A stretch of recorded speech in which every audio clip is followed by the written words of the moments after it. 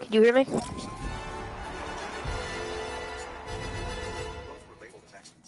Oh yeah. I think I have two. I wondered the same. I moved your way. The Yeah, military very took good. me all the way across the country. I was happy. I fell in love with a girl named Katie. Everything was good until I went to a cousin's wedding out of town by myself. The drinks flowed. Too many. I lost control. I got in deep with a girl there I thought was too hot to not keep talking to and keep drinking.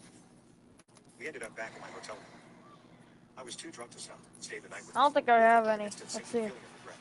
I also woke up alone, but the girl whose name I couldn't even remember was in the bathroom. She was Yeah, crying. I've never gotten one because I don't listened to really her weep play. uncontrollably for a few moments, unsure of what to do. All I do is play arena, man.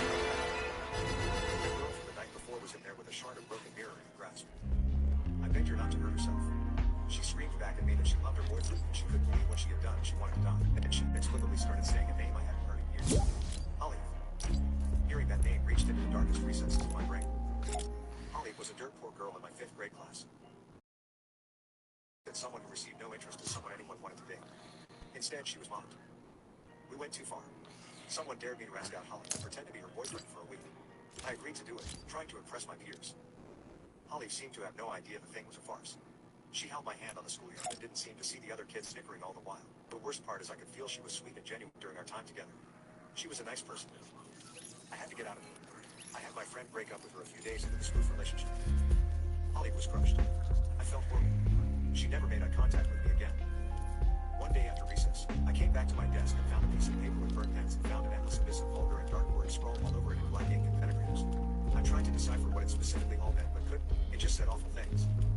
Embarrassed and guilty, I never told anyone about it or confronted Holly about it. All my exes die after we break up. My first girlfriend. All my exes die after we break up. Holly moved away at the end of that school year. One of the girls in the class said she lived near her and thought her parents were deeply involved. Witches, spells, all that kind of stuff. I figured it was bullshit. It wasn't until I heard the woman in the bathroom screaming out her name that all those scrawled words of hate and love and darkness on that birth paper Holly left on my desk came back into my head. That dark little girl must have cursed me and any lover that left me. Holly. The words spat out of my one-night stand in the bathroom and snatched me out of my memory dump. Then the woman took that shard of glass and ferociously sliced both of her wrists before I could even try to do anything. Backslash. The girl from the wedding ended up living. She explained to everyone that she did what she did to herself and wanted to cover up for me being there to protect her own relationship. So I got lucky and no one ever found out. I know what you're thinking now though, but don't. The girl later died after her wounds were infected from the gashes. The curse was still alive. I had an easy solution to it. I was going to marry Katie and stay forever. I froze. She was a bit thrown off by the haste, but she said yes. Everything was going well. We kept going through the motions of love and prep and slow planning our wedding. I wasn't in any particular hurry. Then I came home one day when her wedding ring was resting on the kitchen counter with a note that she was leaving me. No particular reason. She said in the note she had to stay away from me for a week so she could be clear of mind. There was no way I could make that happen. I knew I was racing. Where did my broski I go? was waiting to hear that she had died every second as I drove around going to every place that she could be. I found her at her sister's house, and after hours of pleading and explaining that her safety was in serious question, she finally came out and talked to me in the yard. I explained everything. I watched her face convey that she now regretted every single second of our relationship. Then she walked inside. Weeks went by without much sleep. I kept just thinking I was soon going to be invited to her funeral, and I wondered if it would be in some circumstance where people thought I might have done it to her. She showed up in the middle of the night one night with a knock on my door. I let her in, so happy to see her alive and breathing. She explained she had nearly died in 3 separate freak accidents since she left me. She believed in the curse. She could feel it inside her. She had suicidal thoughts she had never even imagined before. We had to be together. The wedding was back on. Now you're probably wondering, why did that dark little girl who I fucked with back in 5th grade do something that ultimately won me back the love of my life? Wasn't she now going to kill Katie or something? The thing was my time away from Katie made me realize that I didn't love her.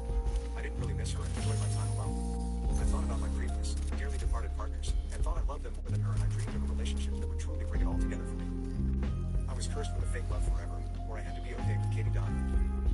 So the fake relationship I pranked a poor girl with in 5th grade meant I was going to be stuck in a fake relationship for the rest of my life.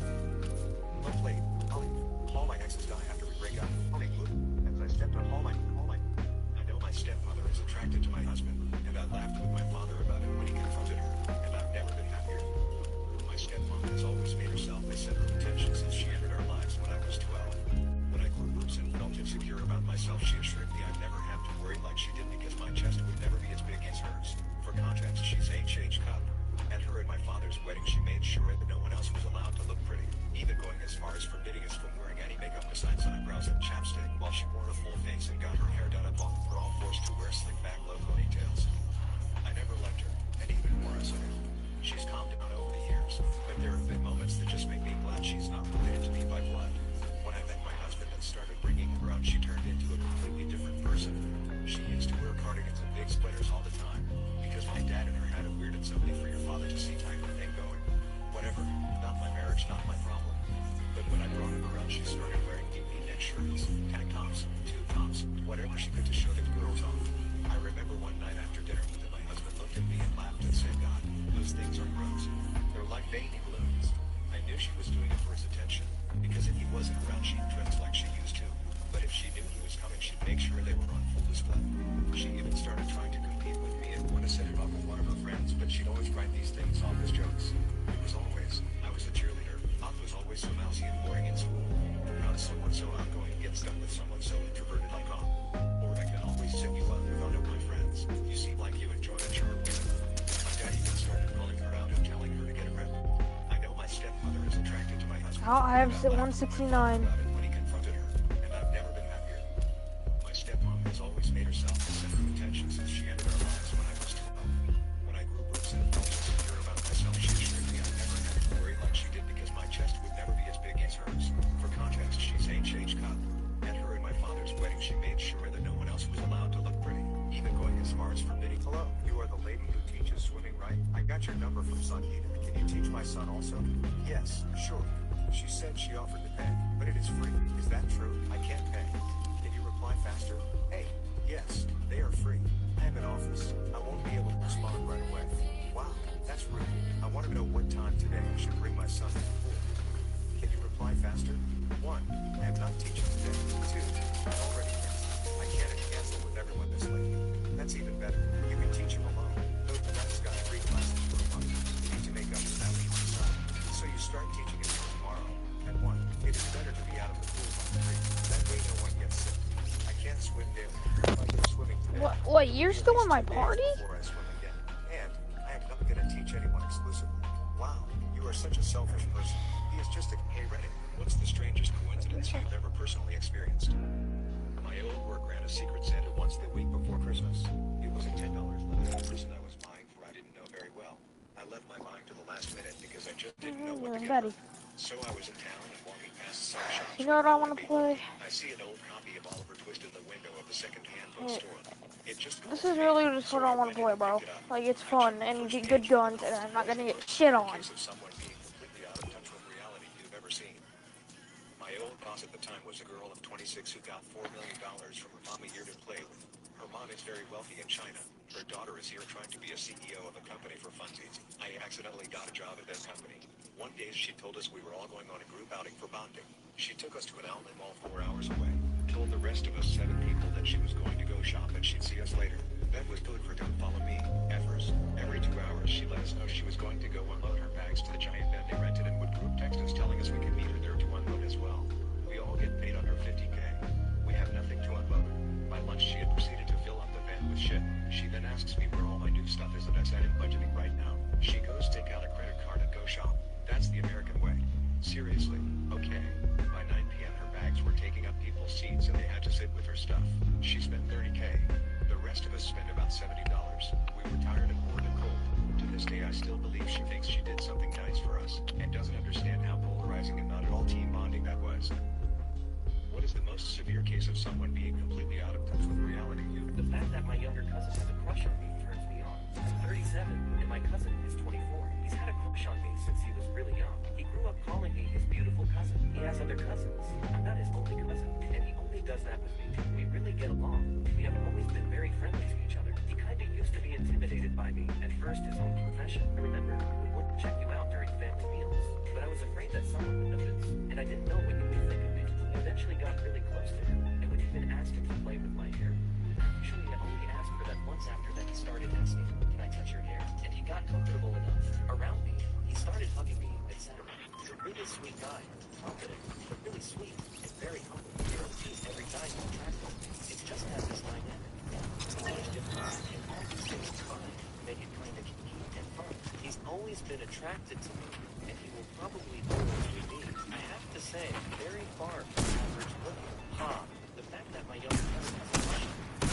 I'm 37, and my cousin is 24. He's had a crush on me since he was really young. He grew up calling me his beautiful cousin. He has other cousins.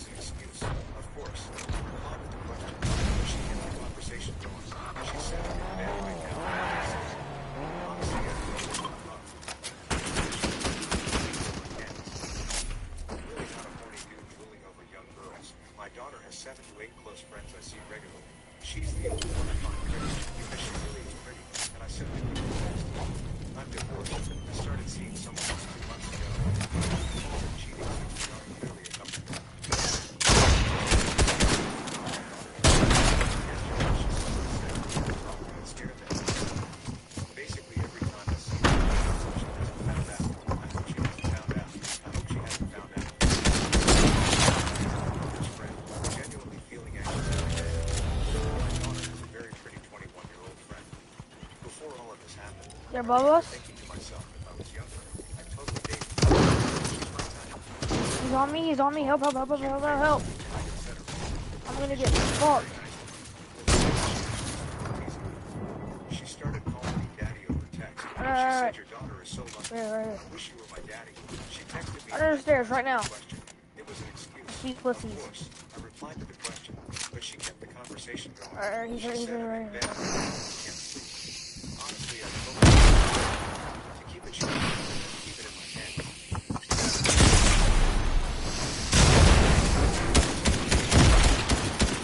She's the only one I find pretty because she I'm divorced.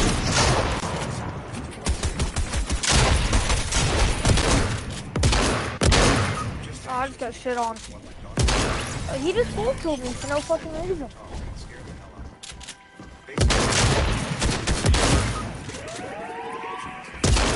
Alright, bro, I'm like, you tired. Let's play tomorrow, alright?